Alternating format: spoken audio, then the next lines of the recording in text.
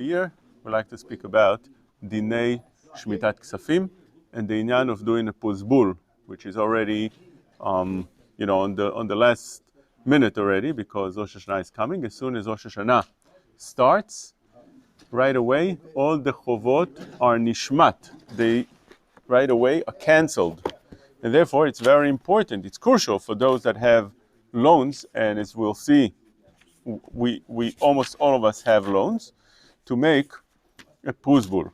And that is actually based on the fact that one has to be meshamet, cancel all the debts that he has. People that owe you money, you must cancel that. The Torah cancels that, but you're not going to be able to collect it. And this is what it says in the Torah, in Parashat Re'eh, in Dvarim, פרק ט"ו, מקץ 7 שנים תעשה שמיטה. וזה דבר השמיטה. The lashon of דבר השמיטה, חכמים learn from here that you have to be מדבר, you have to speak it out and say to the person, משמט אני, that's the mitzvah. But anyway, it's משמט whether he said it or not. שמות כל בעל משה ידו, אשר ישה ברעהו. לא יגוס את רעהו ואת אחיו, כי קרא שמיטה לאדוני.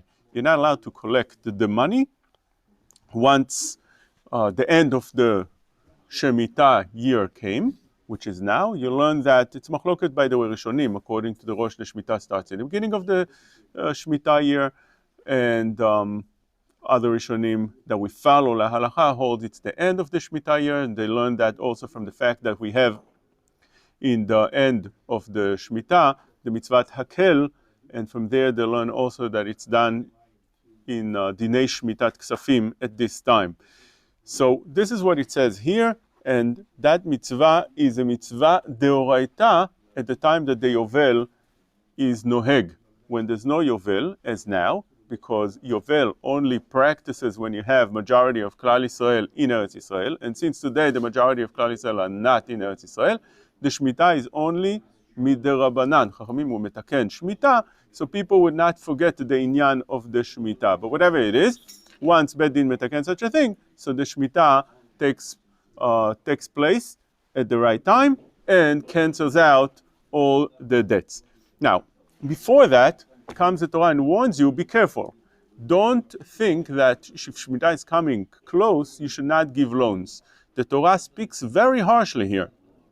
And it says here that one needs to still give the loans, לא תאמץ, כי יהיה בך אביון באחד, אחיך באחד, שעריך בארצך, אשר אדוני אלוהיך נותן לך, לא תאמץ את לבבך, ולא תקפוץ את ידך מאחיך האביון. So right away, there's לשונot over here, you should not hold your hand, you should open it, כי פתוח תפתח את ידך, you should open your hand, והבאת אביתנו ידי מחזורו אשר יחסר לו, and you should lend him money as needed, not only lending, it's of money, anything that he needs that you can help him, you have to try to help him out. Hishamer lecha, don't have a thought in your mind, the Torah actually says in your heart. Hishamer lecha, pen yeh davar im levavecha bli ya'al. Be careful that you're not going to have something, bli ya'al, a bad, evil thought in your heart. פן יהיה דבר עם לבבך בלי יעל לאמור, קרבה שנת השבע שנת השמיטה, since the Shemitah is coming, and if the Shemitah is coming, my money is in jeopardy. Be careful not to think that way. קרבה שנת השבע שנת השמיטה, וראה עיניך באחיך האביון ולא תיתן לו, וקרא לך אל אדוני והיה בך חטא. If you don't give him because of that, you should know that you will be sinning. נתון תיתן לו, you should give him. ולא יראה לבבך ותדחה לו, כי בגלל הדבר הזה, ברכך אדוני אלוהיך בכל מעשיך ובכל משלח ידיך. So the Torah says over here, on one hand, harsh words that the Torah calls you, דבר עם לבבך, בלי יעל, evil thing, cruel thing. She calls a person that doesn't lend before the Shemitah takes place. If you think you're not going to lend because of that, you're bli ya'al, you're cruel. And on the other hand, the Torah promises over here that בגלל הדבר הזה, when you do lend the money, so HaKadosh Baruch Hu will bless you, יברכך אדוני אלוהיך בכל מעשיך ובכל משלח ידיך, you'll be blessed and successful in all business and everything that you do. Now, the Maramshik explains over here that this halacha over here is only if you hold back from lending because of the Shemitah. If you hold back from lending for a different reason, that you don't have that Isur. For example, if a person knows that the poor person that came, or it doesn't have to be poor, but the Torah speaks about poor people, keminago shel olam, that poor people normally come to borrow money.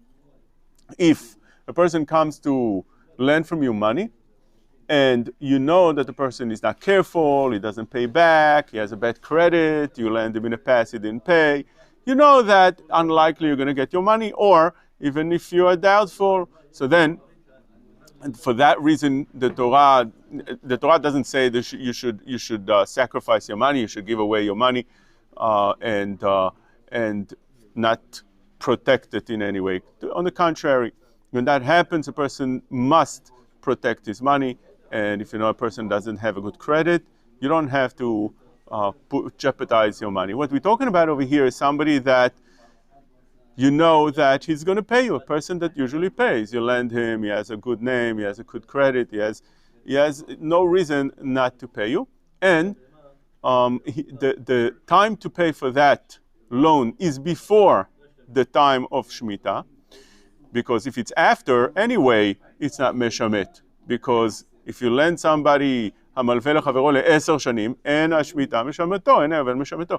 So, אין השביעית משמתו, which means if you lend him for another 3 months after the Shemitah takes place, after the end of the Shemitah year, then the time to collect didn't actually arrive yet, and because of that, it doesn't cancel out. It's not, you don't have to call off your debt. So that is something that we're dealing only a person that was supposed to pay you before the end of the year, before Rosh Hashanah, and for some reason you're afraid that he's going to push it off, he's going to tell you, I don't have the money right now, I'll come tomorrow, or you're going to call him, he's not going to answer. If you want to know, if you ever want to know how to get rid, I heard this is very nice.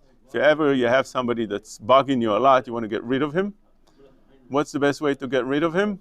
Lend him $50. You're not going to see him again. That's the way it is. So, yeah, sometimes a person bugs you and he calls you every couple of days. He disturbs you. He holds you back on things. He talks to you a lot. You wanna steig. You wanna learn. So you tell him you need a loan. By the way, I have extra $50. You need a loan? Here. You're not going to see him again. That's it. So we're learning over here that din, and that is a very important halakha that we need to understand, that it doesn't apply everywhere. But when it does apply, the Torah looks at it very, very harshly, that a person should give the loan and not be afraid that Shemitah will come. But what happened is, eventually, people started holding back their loans before the Shemitah. Let's just see the Rambam. The Rambam הלכות שמיטה ויובל פרק ט' הלכה ל' says, מי שנמנע מהלהלוות את חברו קודם השמיטה, שמא יתאחר החוב אצלו. Maybe you're not going to lend the person because maybe you're afraid he's going to delay the payment. וישמט עבר בלא תעשה, שנאמר ישמר לך וחטא גדול הוא. If you're afraid that that's what's going to happen, he's going to delay it, and eventually the loan will be cancelled because of the Shemitah, it's a grave sin, חטא גדול הוא, שהרי התורה הזהירה עליו ושני לאווים, תורה doubled the לאווים on this, שנאמר ישמר לך פן, וכל מקום שנאמר ישמר או פן, that's a מצוות לא תעשה. והתורה הקפידה על מחשבה רעה זו, just to have that thought, the Torah called it what? בלי יעל. והרי הוסיף הכתוב לצוות ולהזהיר שלא ימנע אלא ייתן, שנאמר נתון תיתן לו ולא יראה לבבך בתתך לו. והבטיח הקדוש ברוך הוא, הקדוש ברוך הוא promised in that, שכר מצווה זו בעולם הזה. normally שכר מצוות is not בעולם הזה. That's היום לעשותם ומחר קבל שכרם. But over here the Torah says that I promise you to be successful in this world. בעולם הזה שנאמר כי בגלל הדבר הזה יברכך אדוני אלוהיך.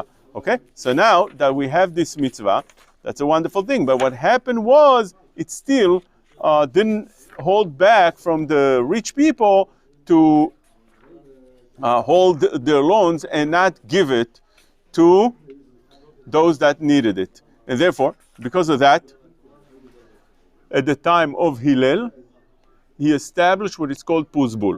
The Rambam writes, כשראה הלל הזקן שנמנעו העם מלהלוות זה את זה.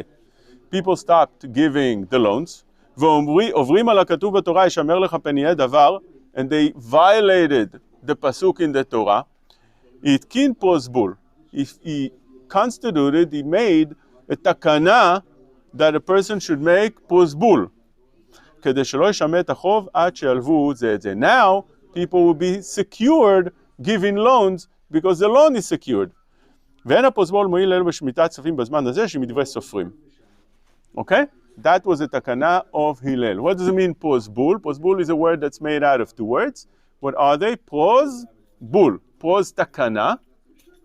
Bul is for the rich. It's a takana for the rich. Why the rich? Because the rich was violating over here the Isur. How do we know it's the rich?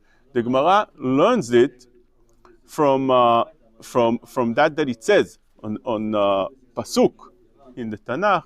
It says that this is bulaot shebeYehuda, which means the rich people that are in Yehuda.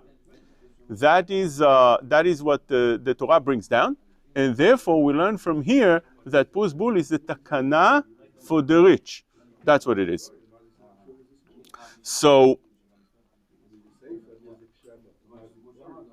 once we have this takana, now one can securely lend his money without any problem. Now, when you have that Prozbul, so you need to understand the way it works. There are different ways that one can secure his money that the Shemitah would not be meshamet, would not let go of the loans. Let's see what are they. There's few of them. One way is, we mentioned before, hamalvet chavero le-10 shanim. You lend your money for 10 years. It doesn't have to be 10 years, even a day after Rosh Hashanah. That is the collection date. That is when he has to pay. So then the Shemitah is not meshamet because the collection time didn't come yet.